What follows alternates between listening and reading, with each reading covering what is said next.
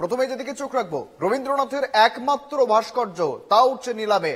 1883 সালে বোম্বাই প্রেসিডেন্সির অন্যতম প্রধান শহর কারওয়ার ভ্রমণে যান রবীন্দ্রনাথ। ঘুরতে ঘুরতে একটি কোয়ার্টজাইট পাথর তুলে নেন এবং তারপর তাকে হৃদয়ের আকারে কেটে লিখে রাখেন মিতায়তন কবিতা। পাষাণ হৃদয় কেটে খদিনু নিজের হাতে, আর কি মুছিবে লেখা অশ্রু বাড়ি ধারা পাতে। এই চতুষ্পদী কবিতা খচিত পাথরই রবীন্দ্রনাথের হাতে তৈরি প্রথম ও একমাত্র ভাস্কর্য। কারওয়ারে পাথর কুদে বানানো অনুপম শিল্পকৃতির নাম রাখেন পাষাণ হৃদয়, ইংরেজিতে দ্য হার্টস্টোন। উপহার দেন অক্ষয় চৌধুরীকে, পরে বিভিন্ন হাত ঘুরে আপাতত তা মুম্বাইয়ে। আজ নিলামে উঠতে চলেছে। নিলাম ঘরের শর্ত মেনে এই বিরল সম্পদ, যার দাম 7 থেকে 8 কোটি টাকা উঠতে পারে বলে অনুমান। যিনি হস্তগত করুন না কেন, কোনোভাবেই দেশের বাইরে যাওয়া যাবে না।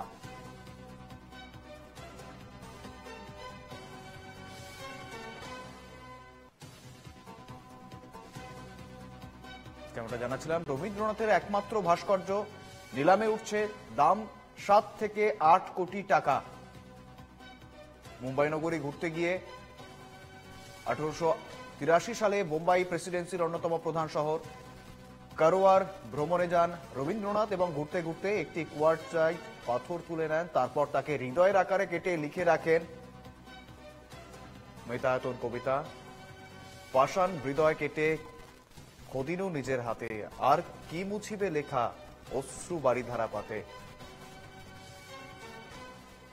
এই চতুষ্পদী কবিতা খচিত পাথরই রবীন্দ্রনাথের হাতে তৈরি প্রথম ও একমাত্র ভাস্কর্য এবং সেটি উঠছে নিলামে। আমরা জানবো বিস্তারিত। আমাদের সঙ্গে রয়েছেন senior executive editor Sutapa Sen. Sutapa, রবীন্দ্রনাথের একমাত্র এবং প্রথম ভাস্কর্য নিলামে উঠছে, কি রয়েছে আপডেট? দেখো, প্রথমত তোমাকে বলি যে বিষয়টি রাজ্য সরকারের গোচরে এসেছে এবং স্বাভাবিকভাবেই রাজ্য সরকারও কিন্তু অত্যন্ত উদ্বিগ্ন। কারণ রবীন্দ্রনাথ ঠাকুরের নিজের হাতে খোদাই করা এই ভাস্কর্য যা দুর্মূল্য বলা যেতে পারে, এবং দুঃখের বিষয় হচ্ছে যে এই ভাস্কর্য তার নিলামে তোলা হচ্ছে।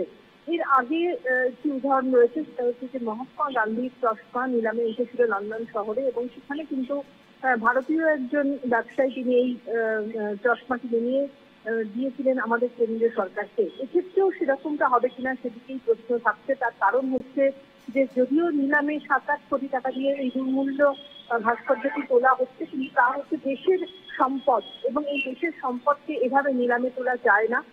এর ঐতিহ্যের কথা মাথায় রেখেই কিন্তু রাজ্য সরকার বিষয়টি নিয়ে ভাবনা চিন্তা করছে।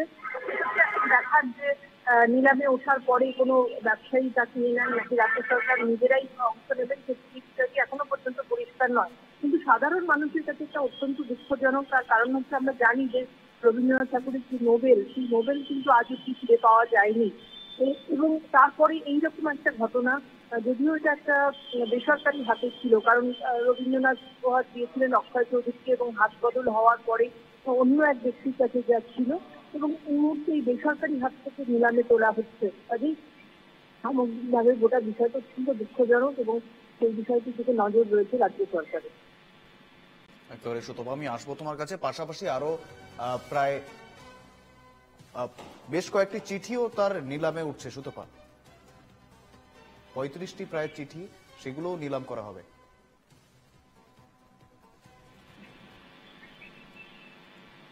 যেমনটা জানাচ্ছিলেন আমাদের রীতিমতো 1883 সালে বোম্বাই প্রেসিডেন্সির অন্যতম প্রধান শহর কারওয়ার ভ্রমণে যান রবীন্দ্রনাথ এবং ঘুরতে ঘুরতে একটি কোয়ার্টজাইট পাথর তুলে নেন। তারপর তাকে হৃদয়ের আকারে কেটে লিখে রাখেন মিতায়তন কবিতা। পাষাণ হৃদয় কেটে খদিনু নিজের হাতে, আর কি মুছিবে লেখা অশ্রু বাড়ি ধারা পাতে। এই চতুষ্পদী কবিতার খচিত পাথরই রবীন্দ্রনাথের হাতে তৈরি প্রথম এবং একমাত্র ভাস্কর্য, এবং এই ভাস্কর্যের নাম পাষাণ হৃদয়, ইংরেজিতে দ্য হার্টস্টোন। উপহার দেন এই ভাস্কর্য তিনি অক্ষয় চৌধুরীকে উপহার দেন এবং পরে বিভিন্ন হাত ঘুরে আপাতত তা মুম্বাইয়ে রয়েছে এবং আজ নিলামে উঠতে চলেছে। আমাদের সঙ্গে ছিলেন এক্সিকিউটিভ এডিটর সুতপা সেন। সুতপা, এই দ্য হার্টস্টোন যেমন উঠছে নিলামে, তেমন পাশাপাশি রবীন্দ্রনাথ ঠাকুরের আরো 35টি চিঠি নিলামে তোলা হচ্ছে।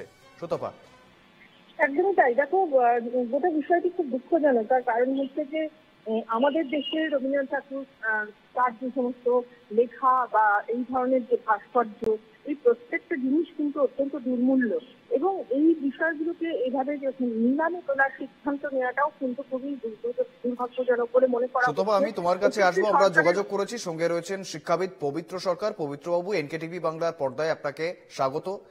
রবীন্দ্রনাথ ঠাকুরের একমাত্র এবং প্রথম ভাস্কর্য দ্য হার্টস্টোন বা দ্য পাষাণ হৃদয় 1883 সালে তিনি নিজের হাতে তৈরি করেছিলেন, এবং সেটি বর্তমানে নিলামে উঠছে। 7 থেকে 8 কোটি টাকা পর্যন্ত দাম হতে পারে যেমনটা জানা যাচ্ছে। কিভাবে দেখছেন বিষয়টিকে? বিশ্বভারতীর সংগ্রহে থাকা উচিত। তারা মালিক, তারা টাকার লোভে এটা বিক্রি করছে বুঝতেই পারছি, এবং এই ব্যাপারে আইন তাদের হাতে আছে।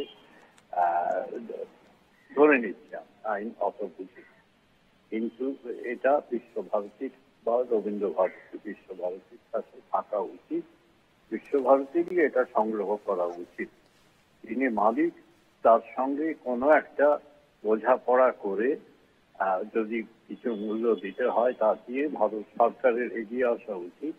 ভারত সরকার এ ব্যাপারে বিশ্বভারতীকে সাহায্য করুক এবং বিশ্বভারতীর এটি সংগ্রহ করে তার সংগ্রহশালায় রবীন্দ্র ভবনে রাখা উচিত বলেই আমি মনে করি। একেবারেই ধন্যবাদ পবিত্রবাবু। সুতপা, আমাদের সঙ্গে রয়েছেন এক্সিকিউটিভ এডিটর সুতপা সেন। সুতপা, আমি আবারও সুতপার কাছে যাব। সুতপা, যেমনটা কথা বলছিলাম আমরা শিক্ষাবিদ পবিত্র সরকারের সঙ্গে, তিনি যেমনটা জানাচ্ছেন এই ভাস্কর্যটি বিশ্বভারতীর সংরক্ষণে রাখা উচিত। সুতপা, একদমই তাই। দেখো, খুব সঠিকভাবেই তিনি বলেছেন। তার কারণ হচ্ছে, যেমনটা আগেও আমরা আলোচনা করছিলাম যে সরকারের এগিয়ে আসা উচিত। এর আগেও আমরা দেখেছি যে গান্ধীজির যে চশমা, সেই চশমা ক্ষেত্রে কিন্তু একজন ব্যবসায়ী তিনি কিনেছিলেন ঠিকই নিলামে, কিন্তু তিনি সরকারকে কিন্তু ফেরত দিয়েছিলেন। কারণ এই ধরনের যে ঐতিহ্যময় যে সমস্ত আমাদের মূল্যবান যে সম্পদগুলো দেশের, সেই সম্পদগুলো কিন্তু কোনোভাবেই এভাবে নিলামে তোলা সেটা অমর্যাদাকর বলে মনে করা হয়, এবং শুধু তাই নয়, দেশের সম্পদ হিসেবে থাকা উচিত। কাজে এক্ষেত্রে দেশের সরকারের এগিয়ে আসা উচিত এবং এগিয়ে এসে এই সম্পদকে তারা প্রয়োজনে কিনে নিয়ে বিশ্বভারতীতে যেরকম ভাবে শিক্ষাবিদ পবিত্র সরকার বললেন যে বিশ্বভারতীর সম্পদ ছিল সেখানে রাখা উচিত, কিন্তু বিষয়টা তা নয়। বিষয়টা হচ্ছে যে যেখানেই থাকুক না কেন আমাদের সরকারের সংগ্রহে তা থাকা উচিত। কাজেই রবীন্দ্রনাথের ক্ষেত্রে অবশ্যই বিশ্বভারতীরও ভূমিকা থাকবে, এবং কেন্দ্র সরকারের তো ভূমিকা অবশ্যই রয়েছে। রাজ্য সরকারের কাছেও কিন্তু এই বিষয়টি গিয়ে পৌঁছে, তারাও কি ভূমিকা নেন, কেন্দ্রের সাথে কোন রকম কিন্তু আজকে দিনভর নজর থাকবে। কিন্তু সব থেকে বিষয় যেক্ষেত্রে সব থেকে বেশি নজর থাকবে তা হচ্ছে এই নিলামের দিকে। কারণ এই নিলামে তোলার পর কি হচ্ছে, কারা কিনছেন, যারা কিনে নিচ্ছেন তারা কি করছেন, তাদের নিজেদের সংগ্রহে রাখছেন কিনা, এই বিষয়গুলো কিন্তু মাথায় রাখতে হবে এবং বিষয়গুলোকে নজর সুতপা, আমি থাকবে। আসবো তোমার কাছে। আমরা যোগাযোগ করেছি সুপ্রিয় ঠাকুর, আশ্রমিক। সুপ্রিয় বাবু, এনকেটিভি বাংলার পর্দায় আপনাকে স্বাগত। আমরা বর্তমানে যে খবর উঠে আসছে, 1883 সালে রবীন্দ্রনাথ ঠাকুর পাষাণ হৃদয় নামে যে ভাস্কর্য, প্রথম এবং একমাত্র যে ভাস্কর্য তিনি তৈরি করেছিলেন, তা বর্তমানে নিলামে উঠছে। কিভাবে দেখছেন বিষয়টিকে? হ্যাঁ, আসলে উনি তো ভাস্কর হিসেবে প্রসিদ্ধ ছিলেন না, কিন্তু এক প্রথম ভাস্কর্য হিসেবে এটার মহামূল্য দেখে এটা এই ভারতবর্ষে সরকারের রক্ষা করা উচিত ছিল। এখন নিলাম হয়ে কোথায় যাবে কি হবে জানি না। এটা অত্যন্ত মূল্যবান জিনিস, এটাকে এইভাবে নষ্ট করা উচিত নয়। একেবারেই ধন্যবাদ সুপ্রিয় বাবু।